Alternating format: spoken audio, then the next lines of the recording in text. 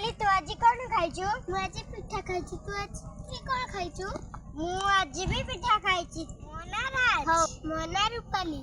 आपण एपटे को जाउचंती? आज गणतंत्र दिवस बोली कोन आपण जानि नाहंती। हमें हम स्कूल को जाउछु।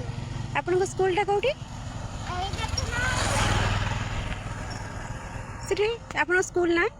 हम स्कूल गा हेउछि सबनिया शिक्षाश्रम आगरपड़ा। सर गणतंत्र दिवस कोन म बुझी पारली न मते के बुझाई देबे? हौ आपण जानि नाहंती गणतंत्र दिवस कोन मु तुमको बुझाउछि। प्रणाम मोर नाम राजकिशोर दास। आगरपड़ा सबनिया शिक्षाश्रम रे मु द्वितीय श्रेणी रे पढुछि। आज जनवरी 26 तारीख आम समस्त एठारे एकत्रित होई भारतर पवित्र गणतंत्र दिवस पालन करुछु।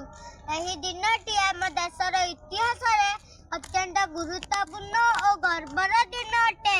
1950 मसीहा जनवरी 26 तारीख रे आम भारतर संविधान कार्यकारी होइथिला। सही दिन ठारू आम भारत एक सार्वभौम प्रजातांत्रिक और गणतंत्रीय देश भावे परिचित होई आसुछि। आम संविधान हेउछि आम देशर सर्वोच्च आईन। आम संविधान आमको समानता, स्वाधीनता, न्याय और भाईचारार मूल्यबोध शिखाए।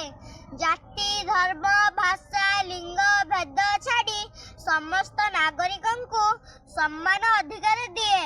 आम देशर संविधान डॉक्टर बी.आर. आंबेडकर रचना करिसेंती। आमे तांकु संविधानर शिल्पी बोली कहि थाउ। आसंतु आमे ही शुभ अवसर रे शपथ करिबा कि शांति, एकता और उन्नति ପାଇଁ काम करिबा।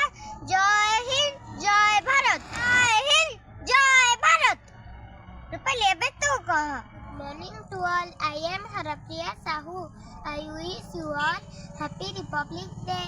Today is 26th January. We celebrating Republic Day. It is a national holiday.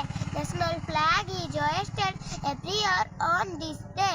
The Indian Constitution was drafted by Dr. B.R. Ambedkar and it adopted on 26th November 1949, but this Constitution of India come into force on 26th January 1950.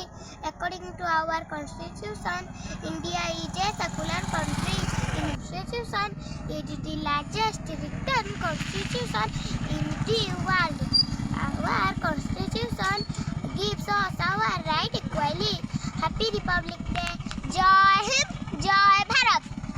मो video जदि भल लगी थाए ताहाले like करंतु, share करंतु और comment करंतु।